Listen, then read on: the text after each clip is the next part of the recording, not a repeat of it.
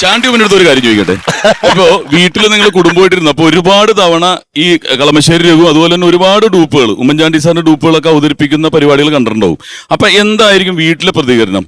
ഇല്ല, ഞങ്ങൾക്ക് ഒരുമിച്ചിരുന്ന് അങ്ങനെ കാണുവാനുള്ള അവസരം ലഭിച്ചിട്ടില്ലെങ്കിലും ഞങ്ങളിങ്ങനെ ഓരോ എപ്പിസോഡ്സ് ഇങ്ങനെ കാണുമ്പോൾ ആസ്വദിക്കാറുണ്ട്.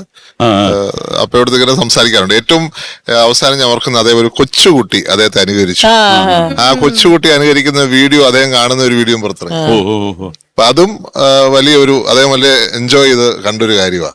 നമുക്കൊരു റിലീഫാണ് ഇങ്ങനെയുള്ള ഒരു എന്താ പറയാ എപ്പിസോഡ്സ് ഓഫർ ചെയ്യുന്നത്. പക്ഷെ യഥാർത്ഥത്തിൽ തമിഴ്നാട്ടിലൊക്കെ ആണെങ്കിൽ ഇത്രയും സഹിഷ്ണുതയോടുകൂടി സഹകരിച്ചിരുന്ന് നമ്മുടെ പ്രേക്ഷകർ കാണില്ല അല്ലെ?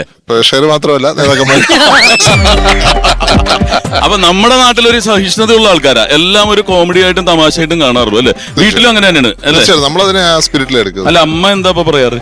അങ്ങനെ നമ്മളങ്ങനെ ഒരു കമന്റ് ഇല്ലല്ലോ, നമ്മൾ എൻജോയ് ചെയ്യുന്നുള്ളതേ ഉള്ളൂ. അത്രേ ഉള്ളൂ. കഴിഞ്ഞ ദിവസം എന്റെ പിതാവിന്റെ ഓർമ്മ ദിവസത്തെ തലേന്ന് ഒരു പയ്യൻ, ഞാൻ അവിടെ രാത്രി പരിപാടിക്ക് വന്നപ്പോഴത്തേക്ക് അതേ സൗണ്ട്, അതേ വോയിസ്, ശരിക്കും അദ്ദേഹത്തിനെ അനുകരിക്കുന്ന എക്സാക്ട് ഫീലിംഗ് ആണ്.